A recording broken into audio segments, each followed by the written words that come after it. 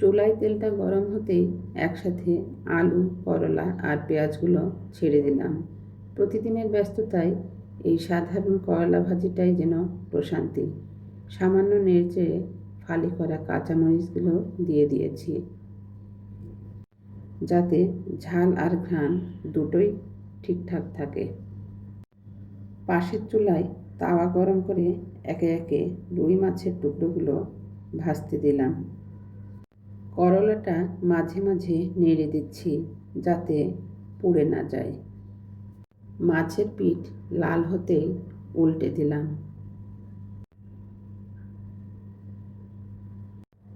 এই মাছটা টমেটো দিয়ে ভুনা করব।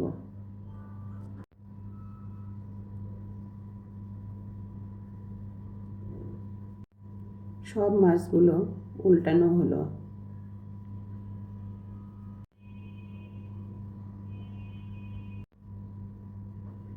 এ পর্যায়ে করলাগুলো আবার নেড়ে দিলাম।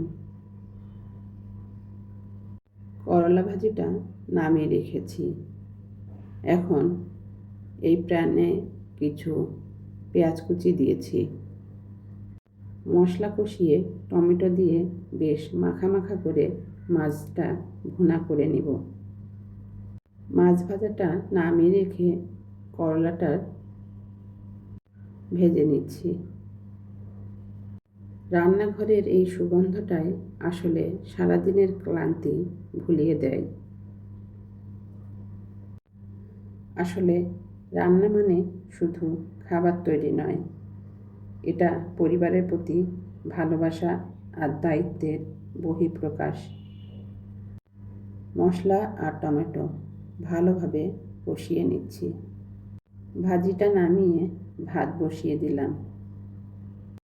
আমাদের এই সমাজ আর যান্ত্রিক ব্যস্ততার মাঝে আমরা অনেকেই হয়তো হাঁপিয়ে উঠি, কিন্তু দিন শেষে আপনজনদের মুখে এই একমুঠো তৃপ্তির হাসি দেখার জন্যই আমরা মায়ায় আটকে থাকি। হাজারো ব্যস্ততা থাকলেও ঠিক সময়ে রান্নাটা আমার কাছে একটা বড় দায়িত্ব। কারণ এই ঘরোয়া স্বাদ আর মায়ার টানেই তো পরিবার টিকে থাকে। তো কথার মাঝে আমার রুই মাছ ভুনাটাও হয়ে গেল। এদিকে ভাতটাও টকবক করে ফুটছে। তো আজকের মতো বিদায় নেবার পালা। সবাই সবসময় ভালো থাকবেন, নিজের যত্ন নেবেন, কারণ আপনি ভালো থাকলেই আপনার পরিবার ভালো থাকবে।